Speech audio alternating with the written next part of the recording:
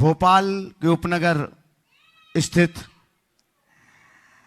आज का यह टीवी चैनल का लोकप्रिय कार्यक्रम आप सभी लोग देख रहे हैं। संस्कृति गार्डन, अयोध्या बाईपास, भोपाल से। बंधुओं, ये एक इतिहास लिखने वाला स्थान है जहां एक संस्कृति की रचना हो रही है और यूं कहूं कि आचार्य भगवान के सपनों को साकार करने वाला एक मांगलिक कार्य यहां पर संपन्न हो रहा है। उस संपूर्ण कार्यक्रम की जानकारी आपको थोड़ी देर बाद यहां पर प्रदान की जाएगी। लेकिन वो सौभाग्यशाली पुण्यशाली परिवार जस्टिस अभय गोहल और उनकी श्रीमती विजया जी गोहल, उनके पुत्र अनुराग गोहल एडवोकेट हैं जो, और साथ में उनके और पारिवारिक जन राकेश जी गोहल हैं, अनीता जी हैं, रुचिका जी हैं, युवराज आर्यमान हैं, पारस गोयल जी हैं और आभा जी हैं, संजय जी हैं, डॉक्टर विकी जी आर्किटेक्ट हैं, नितिन जी जो बहुत तत्परता से इस कार्य में उनका साथ जिन्होंने दिया हुआ है, मेघना जी हैं, इति हैं, शौर्य हैं, अति हैं और विकास जी जैन जो उनके बहनोई हैं, उषा जैन। इन सभी के लिए आप एक बार जोरदार करतल ध्वनि के साथ में सम्मान कीजिएगा। आचार्य भगवान का वह 2012 का सपना जो एक फोटो उनके फलक पर उनके सम्मुख आई थी लंदन म्यूजियम की, जिसमें आदिनाथ भगवान और महावीर भगवान की युगल चित्र था, एक साथ चित्र था। और आचार्य भगवान का वह सपना था कि ये लंदन से भारत वापस आना चाहिए। और अनेक बार आचार्य भगवान ने अभय जी के लिए कहा, एडवोकेट साहब, जज साहब के लिए कहा कि आप उसको बाहर लेकर के आइएगा। 2018 तक उन्होंने कोशिश की, लेकिन जब लंदन से वापस आने में असमर्थता जाहिर हुई तब आचार्य भगवान ने कहा इनको यहीं पर बनाइएगा। और आज वो दिवस है जब पूज्य मुनिवर श्री प्रमाण सागर जी सत्संग की चरण सन्निधि में दोनों विशाल का है लगभग 26 फीट प्रतिमाएं 25 फीट के वेदिका पर विराजमान हुई और आप उनकी छवि देखते ही बनती है। तो ऐसे संस्कृति गार्डन जहां पर इतिहास की रचना हो रही है, वहां से आप टीवी चैनल का लोकप्रिय कार्यक्रम पारस चैनल, आदिनाथ चैनल और प्रामाणिक ऐप और अन्य डिजिटल माध्यमों से देख रहे हैं। आप सभी का हम जस्टिस गोयल परिवार की ओर से हार्दिक हार्दिक स्वागत एवं अभिनंदन करते हैं और शंका समाधान के सत्र को आगे लेकर के चलें उसके पूर्व महाराज श्री का मंगल आशीष ग्रहण करते हैं। तो दोनों हाथों को जोड़िएगा, आपके लिए भी मंगल आशीष की छांव मिले और आपके माध्यम से देश और दुनिया में इस कार्यक्रम को देख रहे सभी भव्य जनों के लिए भी मंगल आशीष की छांव प्राप्त हो। हे महाराज श्री, नमोस्तु नमोस्तु नमोस्तु, इच्छामि इच्छामि इच्छामि। और बंधु, हाँ, जैसे कि आप सभी के लिए विदित है, सम्मेद शिखर तीर्थराज में गुणायतन तीर्थ की संरचना हो रही है और लगभग अनेक लक्ष्मी पुत्र गुणायतन परिवार से जुड़कर के अपना सौभाग्य समझते हैं, सौभाग्य मानते हैं। आज हमारे पास संस्थापक सदस्य ट्रस्टी के रूप में एक नाम यहां पर है। आप जोरदार करतल ध्वनि से उनका सम्मान करेंगे जो आज गुणायतन से ट्रस्टी के रूप में जुड़ रहे हैं। श्रीमती स्मृति तुषार कोटिया, एकांश विद्या विलास कोटिया, वनी पार्क, जयपुर, राजस्थान से। एक बार जोरदार करतल ध्वनि के साथ में उनका सम्मान करें। वे इस समय टीवी स्क्रीन पर कार्यक्रम देख रहे होंगे। दोपहर में महाराज श्री के श्री चरणों में थे, लेकिन उनको जाना था, इसलिए वे महाराज श्री से मंगल आशीष लेकर के यहां से निकल गए। लेकिन आपकी तालियां इस स्क्रीन के माध्यम से उनके पास तक अवश्य ही पहुंचेंगी। आइएगा, हम सीधे सीधे चलते हैं पूज्य मुनि श्री संधान सागर जी महाराज जी के पावन श्री चरणों में आगे के सत्र के लिए। दोनों हाथों को उठा करके जयकारा लगाइएगा। जब लोग पूज्य मुनिवर श्री प्रमाण सागर जी महाराज की नमस्ते। आज का ये सत्र संस्कृति गार्डन सिद्धार्थ लेक सिटी से, जहां आज अभी आपने देखा, भैया जी ने बताया, एक संस्कारों का संकनाद आगे तक होता रहे, इसके लिए सांस्कृतिक धरोहर के रूप में जिन बिंब यहाँ पर आज वेदी में विराजमान किए गए, प्रथम प्रश्न के लिए गुरु चरणों में मैं आवाज दे रहा हूँ। मोहिनी सचिन जैन, सिद्धार्थ लेक सिटी से ही, और तैयार रहेंगे दिव्या जैन, बड़ोदरा। गुरुवर के चरणों में सादर नमोस्तु, छुल्लक श्री के चरणों में इच्छामी। गुरुदेव, मेरा प्रश्न यह है कि आज की इस विलासितावादी जीवन शैली में हम प्रतिदिन प्रतिपल सिर्फ पाप कर्म ही करते हैं। पुण्य कर्म हमारे बहुत कम होते हैं और हम सब इस पापमयी जीवन शैली में इतने ज़्यादा लिप्त हो चुके हैं कि हमें यही जीवन शैली अच्छी लगती है। तो गुरुवर, हम ऐसा क्या करें कि हम इस संसार में रहते हुए अपने जीवन का उद्धार कर सकें और हमें इस छठवें दुखदायी काल में पैदा ना होना पड़े। देखिए, पाप में लिप्त रहने की वजह है पाप रुचि की अधिकता। अनादि के संस्कार वश हमारी पाप रुचि प्रगाढ़ है। हम पाप रुचि को घटाएं और धर्म रुचि को बढ़ाएं। जो जो पाप रुचि मंद होगी या जो जो धर्म रुचि बढ़ेगी, हम पापों से बच पाएंगे। इसलिए हमेशा ऐसे निमित्तों का आश्रय लेते रहना चाहिए जिससे हमारी धर्म रुचि उत्तरोत्तर बढ़ते जाए। नमोस्तु महाराज। दिव्या जैन बड़ोदरा अपना प्रश्न करें और उसके बाद में तैयार रहेंगी आरती सेठी भोपाल। हे महाराज श्री नमोस्तु नमोस्तु नमोस्तु। हे छुलक जी, इच्छामी इच्छामी इच्छामी। मेरा प्रश्न ये है कि शनि की ढैया या 7.5 किसी राशि पर हो तो उसके लिए हम क्या करें, इसको कैसे दूर करें इस चीज को? देखो, शनि हो चाहे कोई, अशुभ को शुभ से ही निवारित किया जा सकता है। समय सब अपने आप निकल जाएगा और अपने आप धीरे धीरे चीजें बदल जाती। समझ गए? नमोकार मंत्र की आराधना करिए, भगवान की पूजा वंदना कीजिए, आराधना कीजिए। ये हमारे अशुभ कर्म के निवारण का सबसे श्रेष्ठ माध्यम है, हमें लगा के रखना।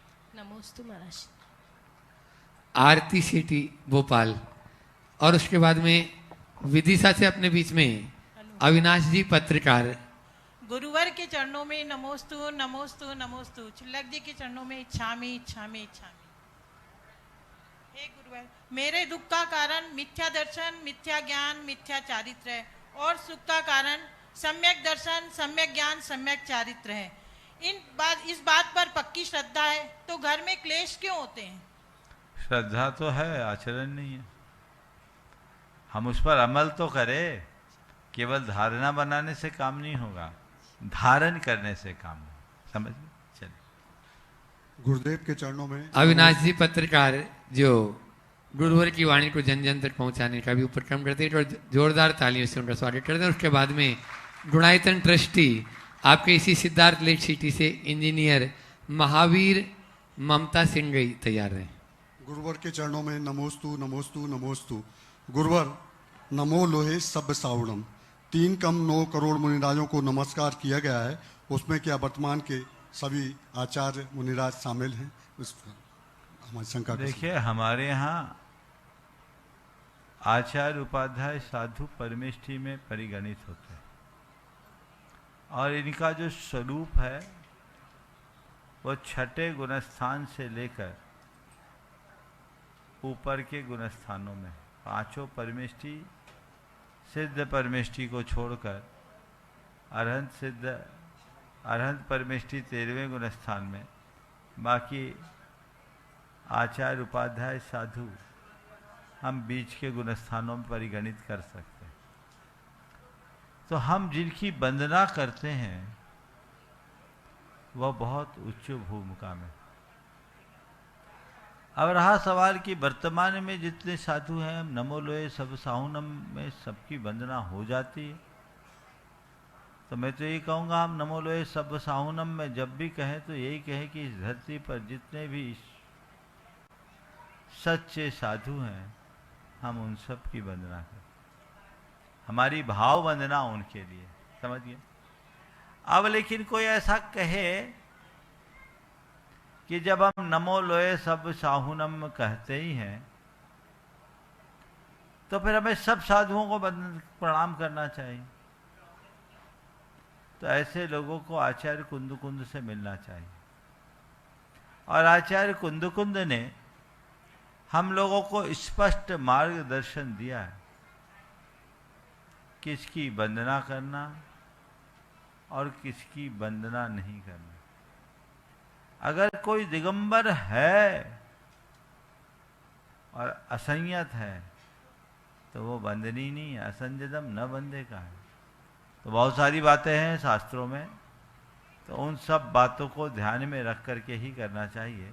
लेकिन मंत्र जपते समय हम क्या करें, तो यही मान करके चलें, हृदय में साधु के प्रति, आचार्य के प्रति, उपाध्याय के प्रति जो अपनी श्रद्धा है उसे उद्घाटित करें और उनकी छवि को याद करके आप अपना मंत्र जाप, मंत्र आराधन कर लें।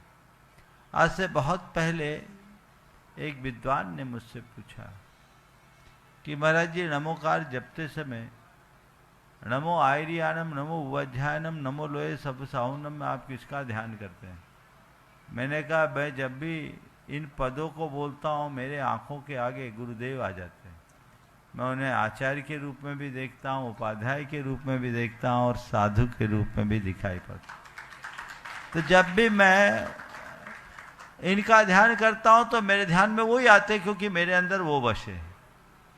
तो जिसकी जैसी आस्था उसके ध्यान में तो वही आएंगे। लेकिन इन सब बातों को हमें बहुत गंभीरता से समझना चाहिए और समझदारी से प्रस्तुत करना चाहिए। नमोस्तु गुरुदेव, नमोस्तु। Engineer Mahavir Mamtaji Singhai, Gunayatan trustee Siddharth lake city से, और तैयार रहेंगे कृतार्थ जैन झलोन।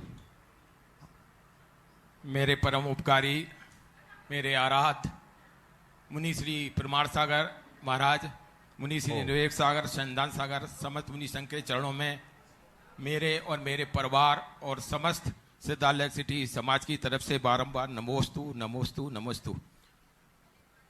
हे प्रभु, कल सिद्धार्थ लेक सिटी को आपके चरणों का समस्त संघ का सौभाग्य प्राप्त हो रहा है। इसके लिए हम कृतज्ञता ज्ञापन करते हैं आपका। मुनि श्री, हमारा प्रश्न है कि हमारे शुभचिंतक बहुत हैं, हमारे शुभचिंतक बहुत हैं, और जब भी हमारा कोई शुभ होता है तो उन्हें चिंता होने लगती है।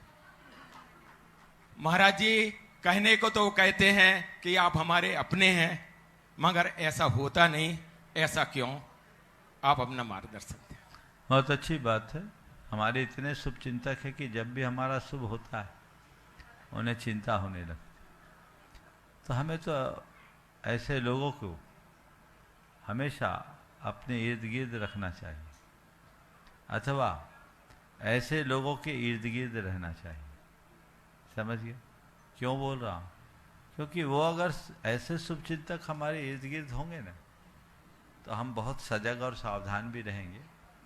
हमारी चिंता वो करेंगे, हमें अपनी चिंता करने की जरूरत ही नहीं है जी महाराज। समझ गए? हमें इनको सकारात्मक रूप में लेना चाहिए और बिल्कुल भी घबराना नहीं चाहिए। नमोस्तु महाराज, नमोस्तु महाराज। कृतार्थ जैन झलोन, और तैयार रहेंगे धैर्य जैन लाल घाटी, साथ में ही विक्की विवेक जैन, गुणायतन ट्रस्टी जो हरनी से सभी लोग लगे रहते हैं, अक्षय जैन और अपनी उनकी पूरी टीम। नमोस्तु गुरुदेव, मेरा प्रश्न यह है, मन में भगवान है तो मंदिर जाने की क्या जरूरत है? बिल्कुल ठीक कह रहे हो। मन में भगवान है तो मंदिर जाने की कोई जरूरत नहीं। एक बार ऐसा हुआ, एक परिवार आया, उनके साथ तुमसे थोड़ा एक बच्चा, बड़ा बच्चा था, वो 12th में पढ़ता था, तुम तो 8th 9th में हो गए, है ना? 6th में हो। तो घर के लोगों ने बोला महाराज जी इसको बोलिए कि मंदिर में जाए। मैं उसकी तरफ देखा तो उसने कहा भगवान तो मेरे दिल में है, भगवान तो मेरे दिल में है। मैंने कहा ठीक कह रहा है, भगवान तेरे दिल में है, तेरे दिल में तो तेरी गर्लफ्रेंड भी होगी, फिर तू गर्लफ्रेंड से दिल में ही क्यों नहीं मिलता? उससे मिलने के लिए अलग से पार्क में क्यों जाता है? जब दिल में बसी गर्लफ्रेंड से मिलने के लिए अलग से जाने को आतुर होते हो, तो दिल में रहने वाले भगवान से मिलने के लिए मंदिर आने में संकोच कैसा? समझ गए? इसलिए भगवान दिल में है, फिर भी जो दिल में है उससे मिलने जाओ। बताओ, जो दिल में होता उसकी तस्वीर अपने पर्स में लेके घूमते हो कि नहीं? बोलो। हाँ, क्या जरूरत है? जब दिल में ही है तो उससे काम नहीं चलता। सच में जो दिल में है ना, उसी से मिलने का जी होता है, उसी से बात करने का जी होता है, उसी के पास बैठने का जी होता है, उसी के साथ रहने का जी होता है।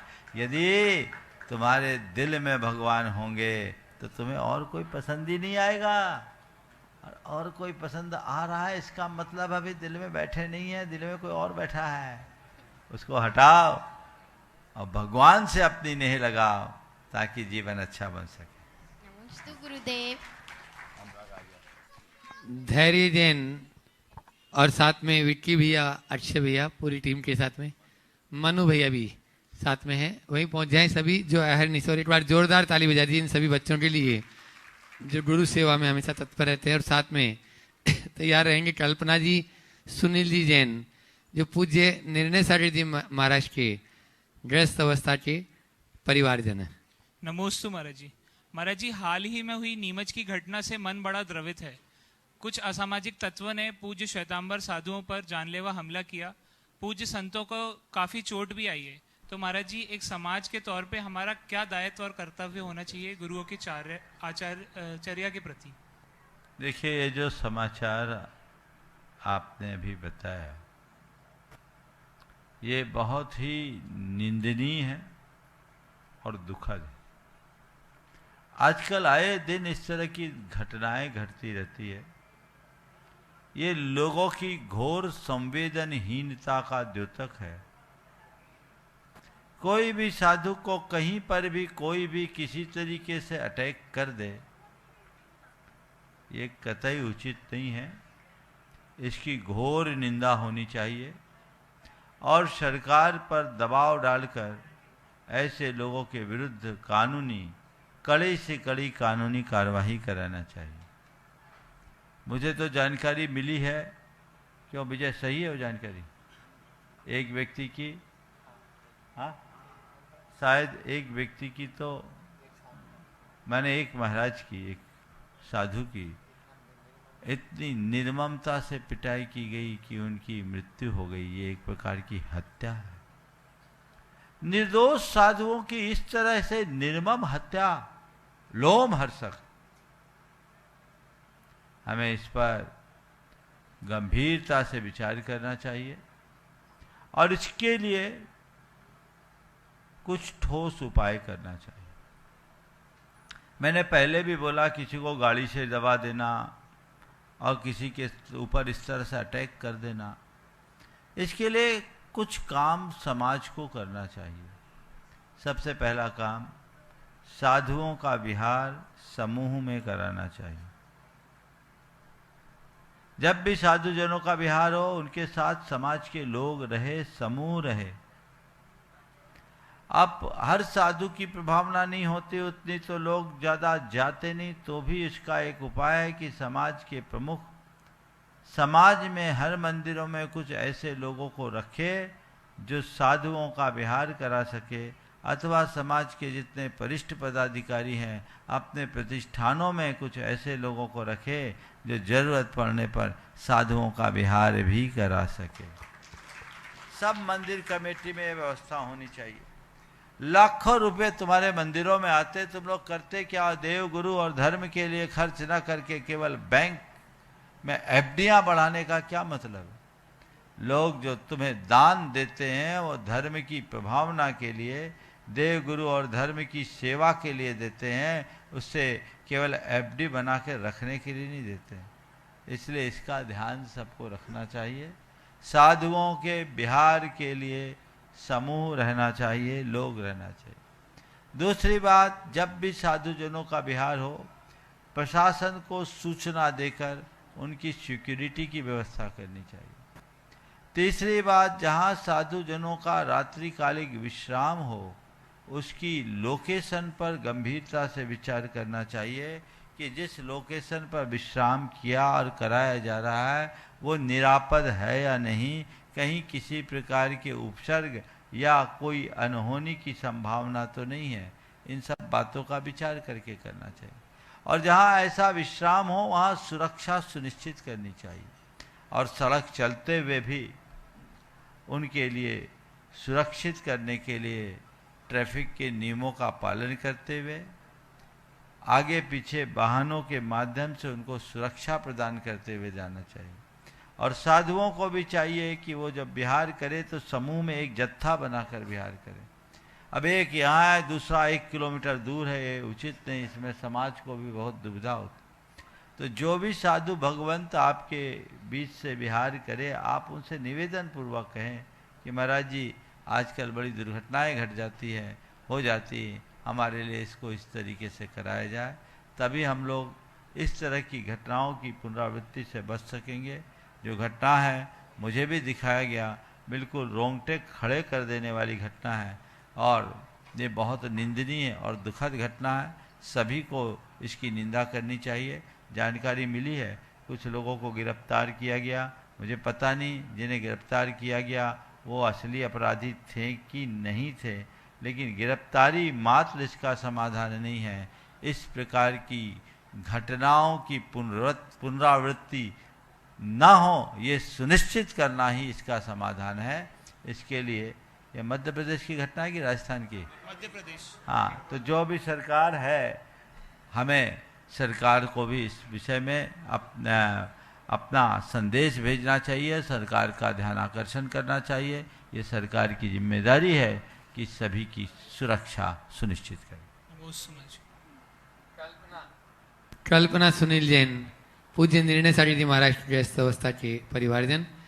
और उसके बाद में अपने बीच में आज इस सत्र में अनुराग जी सोदिया, शिल्पी जी सोदिया, अनुसोरिया आदि वीर गड़ा टोटा से यहाँ पर उपस्थित हैं, जो गुणायतन का जो सपना गुरुवर देख रहे हैं उसको साकार करने में अहरनिश अपनी सेवा देते हैं। ऐसे अनुराग भाई यहाँ पर उपस्थित। नमोस्तु महाराज से तीनों मुनि राजों के चरणों में मेरा कोटि कोटि नमन, और समस्त क्षुल्लक जी के चरणों में शत नमन। महाराज श्री मैंने आज कल है ना 12 वर्षीय सुधासार महाराज जी का जो कोर्स चल रहा है उसमें पहले दिन एग्ज़ाम दिया था। जब से हम लोग 3-4 महीने से लगभग ये स्वाध्याय कर रहे हैं, हम लोगों को अब ऐसा लगने लगा द्वादशांक हम लोगों को भी पूरा ज्ञान होना चाहिए। तो इसके लिए एक तो हम लोग क्या करें और कैसे स्वाध्याय क्या विधि है आप वो समझाएं। 1-2 परीक्षा और ज्वाइन कर लो। और महाराज श्री एक ये बहुत अच्छा कार्य हुआ महाराज जी के द्वारा समस्त संस्कृति संस्थान में। महाराज जी इसके परिणाम स्वरूप ये अच्छा हुआ कि ये लोग काम में लग गए। आप लोग कम से कम अच्छे काम में लग गए, नहीं तो पता नहीं कहाँ लगते हैं। जो बचे हुए इधर उधर के कामों में मैं भी उनसे कहूँगा कि इस तरह के उपक्रमों से जुड़ जाएं, ताकि आपके ज्ञान की वृद्धि भी हो और परिणामों की शुद्धि भी। महाराज श्री इसमें एक जिज्ञासा है कि जो मुनियों का स्वरूपाचरण चारित्र होता है वो बहुत कठिन था, हालांकि हम लोगों ने किया, तो वो कैसे घटित होता है? और जो आज आप लोग हम लोगों के सामने जो मुनिराज यत्र तत्र विचरण कर रहे हैं, तो वो भी स्वरूपाचरण चारित्र के अंतर्गत आएगा क्या? देखिए, चरित्र हमारा धर्म है, चारित्रम खलु धम्मो, चारित्र धर्म है। और वो धर्म क्या है? क्षमता। धम्मो जो सो समोत्त विनिडिठो, क्षमता का नाम धर्म है। और ये क्षमता क्या है? मोह खोह विहीनो परिणामो अपनो हु समो, मोह और क्षोभ से रहित आत्मा के परिणाम का नाम समता है। और इसी आत्म परिणाम यानी स्वरूप में लीन होने का नाम स्वरूपाचरण। तो स्वरूपे चरणम स्वरूपाचरणम, अपने आत्म स्वरूप में लीनता का नाम स्वरूपाचरण है, और वही स्वरूपाचरण चारित्र कहलाता है। समझ गए?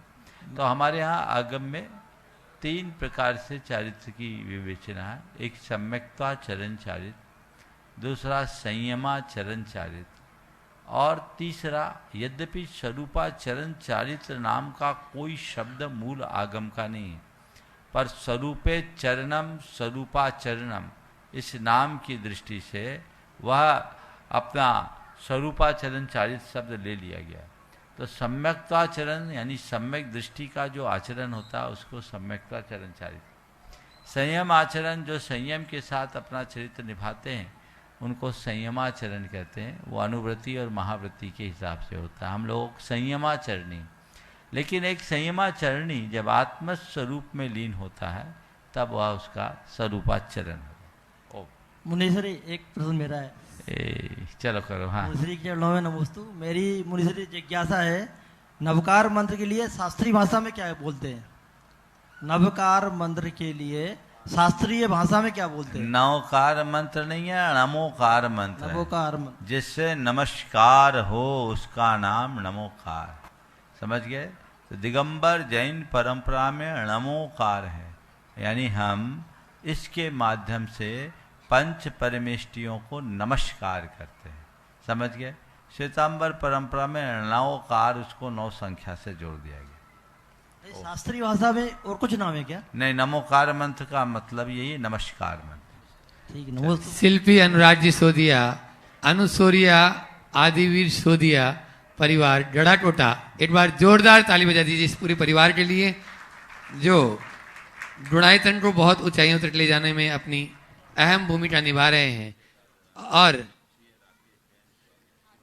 इसके बाद में शिरोमणि संरक्षक श्री राकेश जी जैन ग्वालियर अपने बीच में यहाँ पर उपस्थित है। गुणों से था आपको अनुराग तो बना दिया गुणायतन, जीवों पर की करुणा तो दे दिया सेवायतन, जीवन के अंत में हो सुखद समाधि मरण तो सिद्ध क्षेत्र में बन गया सिद्धायतन, हर मन के भाव हो सरल शांत तो जोड़ा ऐसा संयोग कि जन जन को दे दिया भावना योग, समाज की नन्ही प्रतिभाओं का करने उत्थान हमारी आपकी प्रेरणा से बन गया गुरुकुलम का निर्वाण।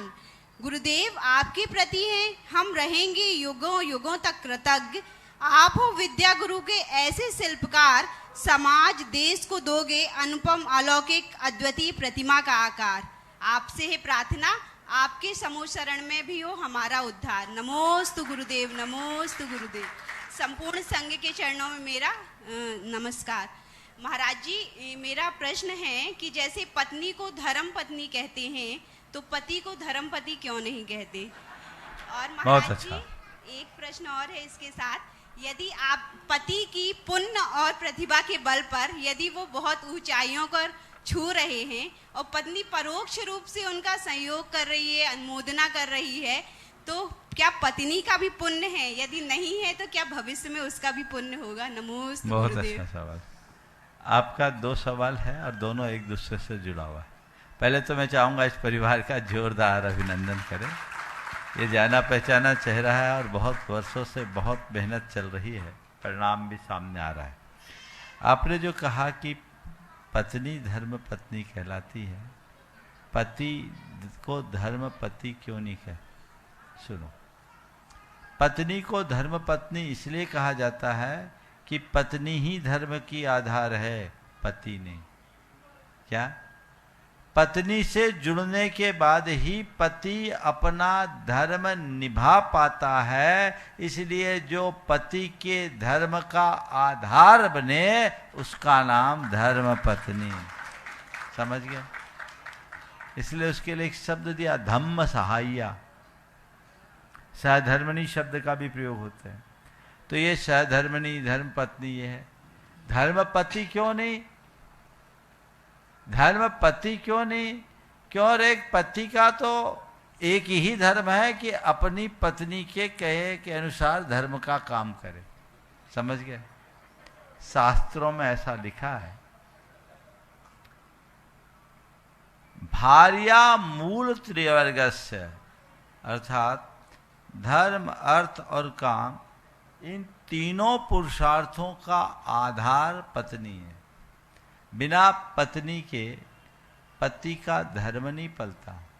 वो अपना पति धर्म भी पत्नी के आश्रय से पूरा कर पाता है। इसलिए धर्म पत्नी, पत्नी को धर्म पत्नी का दर्जा दिया गया। और इतिहास भी बताता है कि अनेक पत्नियों ने बिगड़े हुए पतियों को धर्म से लगाया, चाहे उसमें चेलना हो, है ना, चाहे कालिदास की, क्या नाम था उनका? नहीं, क्या वो तो तुलसीदास की रत्नावती थी। कालिदास की धर्मपत्नी का शकुंतला, अभिज्ञान शाकुंतलम लिखा। तो ये सब इतिहास बताता है। इसलिए अब रहा सवाल, पति यदि किसी क्षेत्र में आगे बढ़कर योगदान देता है, तन का, मन का, धन का, तो पत्नी को कुछ मिलता है कि नहीं? तो पत्नी को हमारे देश में केवल पत्नी नहीं कहा जाता, उसे पति की अर्धांगिनी कहा जाता है। तो जो पत्नी पति की अर्धांगिनी बनने का सौभाग्य प्राप्त कर लेती है, उसको पति के किए का आधा हिस्सा अपने आप मिल जाता है, क्योंकि अर्धांगिनी है। 50% मिल रहा है, चिंता करने की जरूरत नहीं है। समझ गए? इसलिए अर्धांगिनी बनो, पत्नी अकेले मत बनो। और पति अच्छा कार्य करे तो जी भर करके उसकी अनुमोदना करो, उसका सहयोग करो, तो रास्ता ठीक। नमोस्तु गुरुदेव, नमोस्तु गुरुदेव। अपने बीच में ग्वालियर से शिरोमणि संरक्षक सीए राकेश जी जैन यहाँ पर उपस्थित है पीछे। हाँ, वे अपना प्रश्न करें। एक बार जोरदार करतल ध्वनि से राकेश भाई का अभिनंदन कर दे। बहुत बहुत। और आज यह सत्र जहाँ चल रहा है वह पूरा परिवार ही लगभग न्यायपालिका से जुड़ा, और न्याय भी अपने लिए, दूसरों के लिए तो न्याय उन्होंने खूब किया। आज उन्होंने यहाँ जिनबिंब स्थापित करके यह साबित भी कर दिया कि उन्होंने अपनी आत्मा के साथ में भी न्याय किया है। ऐसे जस्टिस जी गोयल का पूरा परिवार, जिसमें एक दो नहीं अनेकों जस्टिस हैं, आज मैं उनको अब आवाज दे रहा हूं। अपने बीच में आशा जी गोदा, पूर्व जिला न्यायाधीश यहाँ पर उपस्थित हैं। वे अपना प्रश्न करेंगी और तैयार रहेंगे संजय जी जैन, जिला न्यायाधीश इंदौर, वे अपना प्रश्न करेंगे। उसके बाद में उनकी पुत्र वधू भी थोड़ा शीघ्रता करें, माइक वहां तक पहुंचाएं।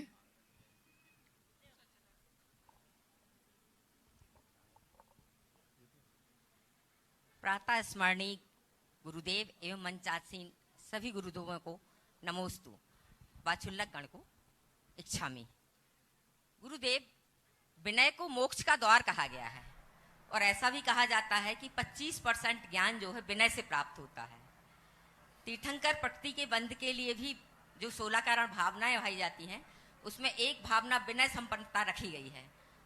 तो गुरुदेव, हम लोग तो विनय का बहुत स्थूल अर्थ समझ पाते हैं, तो विनय संपन्नता का वास्तविक अर्थ क्या है गुरुदेव? बहुत अच्छा सवाल आपने किया। विनय संपन्नता क्या है? विनय संपन्नता का मतलब केवल ये नहीं कि हम किसी की कद्र करें। विनय संपन्नता का मतलब ये है कि हम हर किसी का ख्याल रखें, हम नम्र भी हों और सामने वाले को मान भी दें। समझ गए? अपने आप को अपमानित महसूस न करें, यह भी विनम्रता का ही एक प्रतीक है। अपनी वाणी में लोच,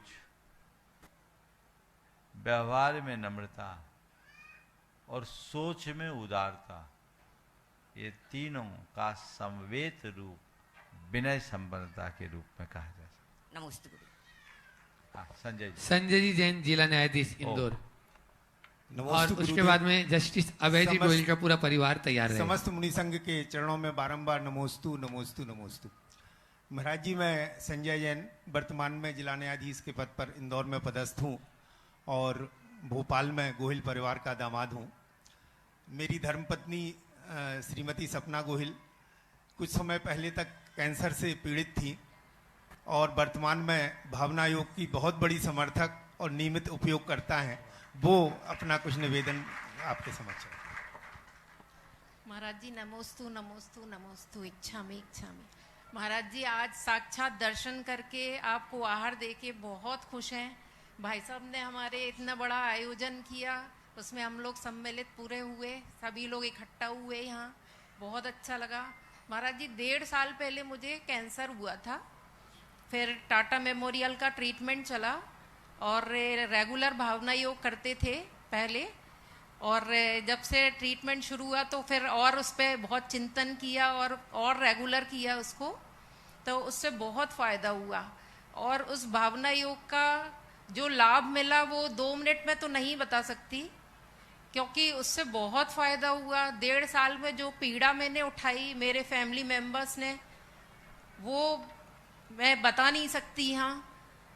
और बहुत फ़ायदा हुआ, मतलब उसके कमांड हैं जो अब मुझे सब याद हो गए हैं। आपकी आवाज़ मेरे कानों में गूंजती है, मैं बस स्मरण करती हूँ, आप बस बोलते हैं, तो मुझे बहुत फ़ायदा हुआ। और अभी 4 दिन पहले बॉम्बे गए थे, तो डॉक्टर ने 2 बार रूटीन चेकअप में गए, दोनों बार उन्होंने कहा एकदम ठीक है, ट्रीटमेंट फुल बंद हो गया है, एकदम ठीक हूँ मैं। महाराज जी आपका आशीर्वाद और सब बड़ों का आशीर्वाद, भगवान जी की कृपा, बहुत खुश हैं आज हम। बहुत सुंदर।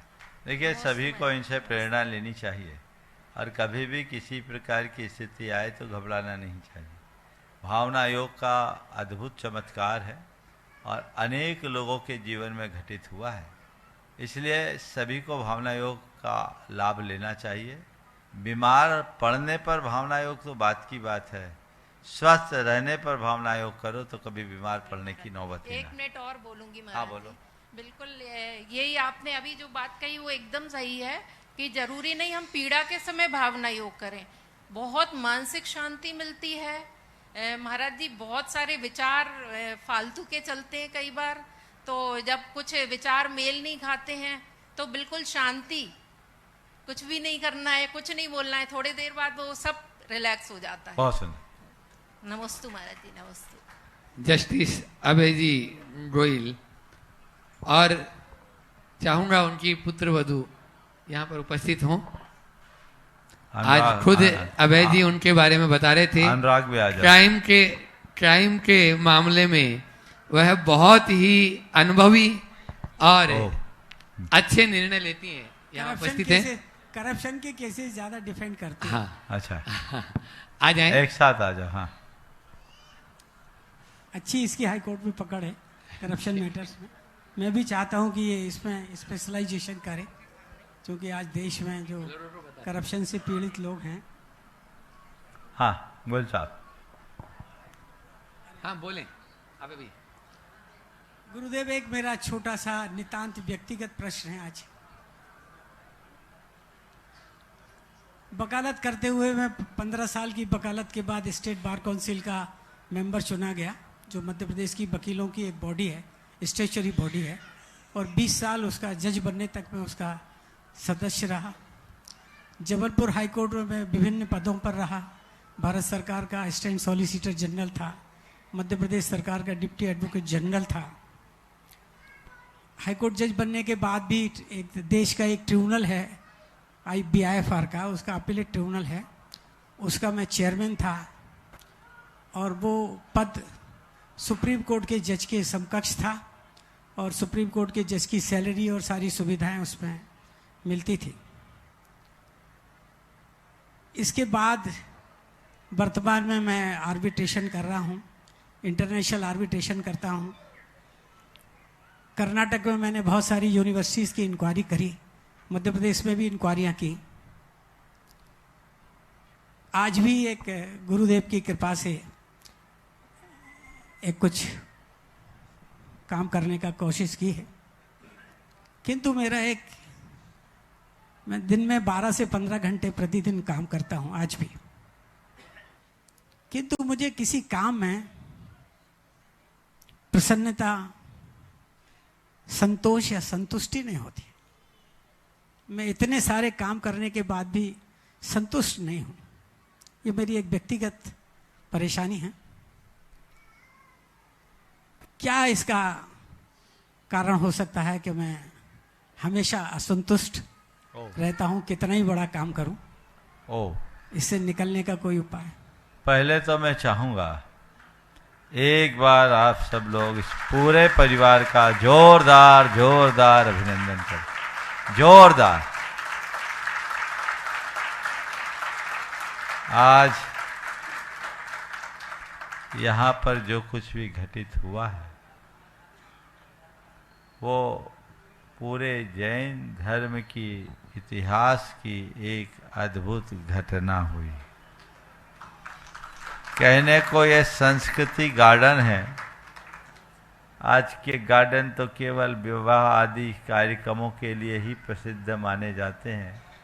शायद जब इन्होंने इस गार्डन को खोला होगा तो इनने भी कभी इससे आगे नहीं सोचा होगा। पर किसी किसी की होनहार अच्छी होती है तो उन पर गुरुओं की कृपा अपने आप बरस जाती है।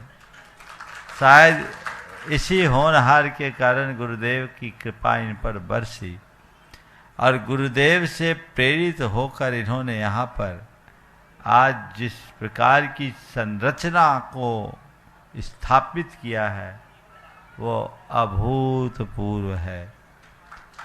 इस भोपाल शहर में इस खास प्राइम इलाके में 5 एकड़ के विशाल भूखंड में इन्होंने ब्रिटिश म्यूजियम लंदन में स्थापित ऋषभदेव और महावीर स्वामी की जो संयुक्त प्रतिमा थी उसकी एक अनुकृति विशाल काय रूप में लगभग 26 फीट 31 फीट प्रतिमा 31 फीट की कमल सहित 31 फीट उत्तुंग युगल प्रतिमा आज 25 फीट ऊंचे प्लेटफार्म पर विराजमान हुई। आज देख रहा था तो उसका दृश्य ही आप लोग भी शायद स्क्रीन पे देख रहे होंगे। अद्भुत दृश्य लग रहा है और वहां खड़े होकर के ही मन आनंद से भर जाता है। इन्होंने इन 2 जिन प्रतिमाओं के अतिरिक्त यहाँ 24 की स्थापना और अन्य आनुषांगिक अनेक प्रकार की परियोजनाएं सब अपने ही द्रव्य से इन्होंने प्रारंभ किया है, संपन्न करने जा रहे हैं। ये बहुत ही प्रशंसनीय नहीं अनुकरणीय कार्य है। हर समर्थ व्यक्ति को अपने धन का ऐसे कार्यों में उपयोग के लिए उत्साहित रहना चाहिए। आज हमारा यहाँ आने का योग बना। पहले भी आए थे तब भगवान प्रतिमा की बन रही थी, प्रक्रिया चल रही थी निर्माण की, वो बन रही थी। अब इस बार इन्होंने कहा कि महाराज जी हम चाहते हैं कि जिस दिन हम उसे वेदी पर स्थापित करें उस दिन आए। बहुत हर्षित है, मैं भावना भाता हूँ।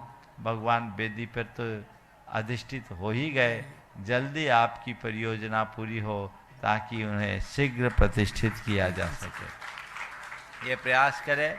मैं इसके लिए गोयल साहब उनकी धर्मपत्नी तो है ही, साथ में अनुराग की तत्परता की भी सराहना करूंगा कि अपने पिता का जवान पुत्र जो एक प्रोफेशनल होने के उपरांत भी इतनी लगन, निष्ठा और समर्पण के भाव से ऐसा काम कर रहा है, ये बहुत दुर्लभ है। आजकल मैं देखता हूँ संपन्न घरानों में पिता धर्म में पैसा लगाता है और बेटा मुंह बनाता है। ज़्यादातर ऐसा देखने को मिलता है, लेकिन बहुत कम भाग्यशाली लोग होते हैं जो पिता के साथ कदम से कदम मिलाकर बल्कि 2 कदम आगे चल करके ऐसा काम करता है। अनुराग जैसा पुत्र सबको मिले। हाँ, ऐसी भावना सबको मिलते रहनी चाहिए, ऐसी भावना सबकी होनी चाहिए और सभी को ऐसी ही संतान मिलनी चाहिए, ऐसी हम भावना भाते हैं। अब आपके सवाल पर आते हैं। आपको अपने काम में संतुष्टि नहीं मिलती, इसका आपने कारण पूछा है, तो मैं आपको कहूँ आप जो काम करते उसमें संतुष्टि हो ही नहीं सकती, किसी को नहीं मिलेगी, समझ गए। तो ये काम ही ऐसा है जिसमें संतुष्टि नहीं। और एक बात ध्यान रखना, जो मनुष्य अपने काम से संतुष्ट हो जाता है वो वहीं रुक जाता है। आगे बढ़ने के लिए व्यक्ति को सदैव अपने हर काम को अधूरा मानना चाहिए, अधूरा छोड़ना नहीं चाहिए, उसे पूरा करने का प्रयास करना चाहिए और ये सोचना चाहिए कि अभी हमें बहुत आगे जाना है, बहुत आगे जाना है। लेकिन ये बात सही है, यदि ये असंतुष्टि एक भावना तक सीमित है तो कोई बाधा नहीं, ये होना चाहिए, इसे एक गुण के रूप में देखता हूँ। पर ऐसी असंतुष्टि यदि एक आकुलता में परिवर्तित हो जाए तो बहुत चिंतनीय है, हमें इस पर बचना चाहिए। जी।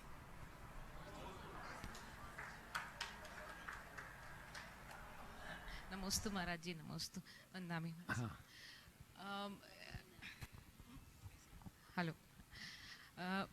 नमोकार मंत्र सही है कहना या फिर नमोकार एक सूत्र है? मतलब ये कई बार पढ़ने में आता है कि मंत्र और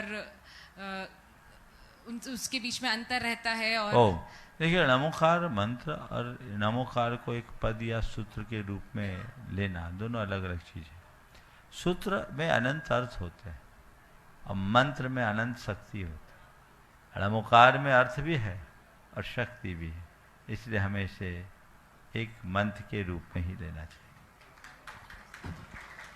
एक बार जोरदार ताली बजा दीजिए पूरे परिवार के लिए। और आज अपने बीच में संतोष भारती। हाँ बोलो इसके बाद। हाँ एक प्रश्न नोट कर रहे हैं परिवार से। फिर उसके बाद में आनंदी जैन GTV से अपने बीच में है, वे तैयार रहेंगे। परम पूज्य गुरुवर, नमोस्तु नमोस्तु। मैं सीधे अपने प्रश्न पे आऊँ उससे पहले कुछ एक छोटा सा शेर सुनाना चाहता हूँ। कुछ शिकवे हो, कुछ शिकायत हो तो मज़ा जीने का और आता है। आज मेरे मन में जो सबसे बड़ी पीड़ा है वो ये है कि हम ऐसा समय देख रहे हैं विपरीत कि जिन हाथों में जैन दर्शन की पुस्तक होना चाहिए, जो पहली कक्षा होती है, जैसे पहली कक्षा हम सीधे MA में नहीं चले जाते, जैन धर्म की पुस्तक होना चाहिए, उनके हाथों में मोबाइल है। और मैं आपको निवेदन करना चाहता हूं विनयपूर्वक कि मैं ऐसा सौभाग्यशाली रहा कि परम पूज्य गणेश प्रसाद जी वर्णी से लेकर के पंडित महेंद्र कुमार जी न्यायाचार्य, वो जो परंपरा रही दरबारी लाल जी कोटिया, दलसुख बालवाड़िया और परम पूज्य आचार्य विद्यासागर जी महाराज, ये जो परंपरा थी पाठशाला की, ये बहुत कमजोर पड़ गई। मैं ये अपने मन के भाव आज व्यक्त करना चाहता हूँ सारी समाज के सामने। 84 साल की उम्र में मेरी बिल्कुल शारीरिक स्थिति नहीं थी कि मैं दमोह से भोपाल तक पहुंच पाऊँ। कौन सी वो बात थी जो मुझे यहाँ खींच लाई? वो एक ही बात थी। मैं अपने हृदय की बात बताना चाहता हूँ कि 84 वर्ष की उम्र में भी जब मैंने सुना कि ऐसा योगा योग बना है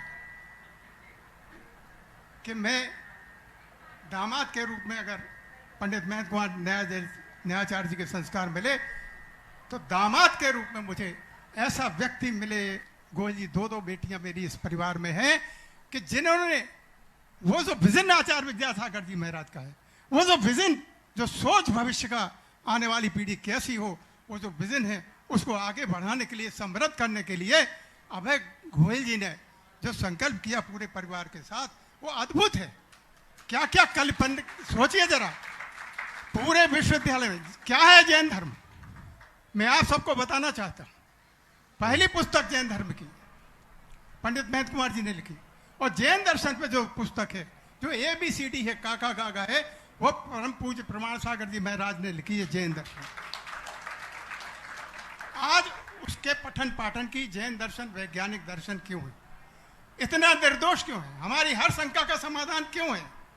और ऐसी शंका का समाधान करने वाले हमारे परम प्रभावक गुरुवर प्रमाण सागर जी का योगा योग, ये योग जो है मुझे यहाँ खींच रहा है और मैं बड़ा सौभाग्यशाली हूँ। और अब मैं सीधे अपने प्रश्न पे आता हूँ। प्रश्न थोड़ा सा गूढ़ जरूर है कि गुरुवर, हम जो जैसे भाव करते हैं वैसे हमारे कर्म का बंधन होता, तो हमारे कर्म बंधन में भाव निमित्त है क्या? जब कर्म उदय में आते हैं तो क्या उसके अनुरूप भाव बनते हैं? तो भाव बनने में क्या कर्म निमित्त बनते हैं? ये मेरी बहुत अच्छा सवाल। पहले तो 84 की उम्र में इतने ओज और जोश के लिए आप लोग बहुत ही ओज के साथ इन्होंने अपनी बात कही। इनकी बातों में पीड़ा भी थी और प्रेरणा भी थी। हम अगर अंदर पीड़ा का अनुभव करें तभी खुद प्रेरित होंगे और औरों को प्रेरित कर पाएंगे। हम सब को जिस परंपरा में जन्म लेने का सौभाग्य मिला है, हमें चाहिए कि हम उस परंपरा के प्रकाश को दिग दिगंत तक फैलाएं और उसमें जितना योगदान दे सके दे, यही हमारी उपलब्धि है।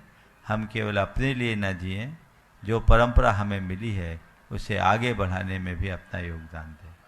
आपका जो सवाल है कि भाव के अनुसार कर्म बनते हैं, तो क्या कर्म के उदय के अनुसार भाव बनते हैं? निश्चित हमारे भावों में कर्म का उदय निमित्त है। कर्मोदय के अनुसार भाव बनते हैं और भावों के अनुसार कर्म बनते हैं। ये एक सामान्य प्रक्रिया है। पर महाराज ऐसा करेंगे तो कर्मोदय से भाव होगा, भाव से कर्म बनेगा, फिर चलता रहेगा। बोले हाँ, ये कर्मोदय से जो भाव होते हैं वो विकार है, और पुरुषार्थ से जो भाव बनते हैं वो स्वभाव। तो जब हम कर्मोदय जन भाव से अपने आप को अप्रभावित रखने का पुरुषार्थ जगाते हैं, तो वो हमारा स्वभाव बन जाता है, जो कर्म की जड़ को मिटा डालता है। इसी का नाम समता है। कर्मोदय से शुभ अशुभ भाव होते हैं और आत्मज्ञान से समता भाव आता है। समता भाव से कर्म की जड़ उखड़ती है और शुभाशुभ भाव से कर्म बंधता है। इसलिए ये आप सबका समय होने को है। कल हम लोग प्रातःकाल सिद्धार्थ लेक सिटी में कल इन लोगों को लाभ मिलेगा, और कल सायंकाल हम लोग यहाँ से कल का शंका समाधान आचार्य विद्यासागर प्रबंध विज्ञान संस्थान, जहाँ श्री विद्या प्रमाण गुरुकुलम की स्थापना हो रही है, हम लोग वहाँ जाएंगे और कल का शंका समाधान वहीं होगा। और कल ही चयनित विद्यार्थियों की घोषणा भी हो जाएगी। जो विद्यार्थियों ने अभी अपना साक्षात्कार दिया है, बहुत अच्छे रिजल्ट आए हैं, और हमें जानकारी मिली कुछ बच्चों के इतने समान नंबर आ गए बराबरी से, तो संख्या भी थोड़ी सी बढ़ानी पड़ गई है। ये बच्चों का पुण्योदय है। इसकी पूरी सूचना आपको कल प्राप्त होगी। इसलिए जो यहाँ हैं वे कल वहाँ आएंगे, और जो यहाँ नहीं हैं वो टीवी पे इस कार्यक्रम को जरूर सुनेंगे। बोलिए अहिंसा परमो धर्म की। परम पूज्य मुनि श्री 108 प्रमाण सर जी महाराज की हो। आचार्य भक्ति करेंगे। आधा प्राणी का आचार्य बंदायाम श्री सिद्ध भक्ति का शुरू।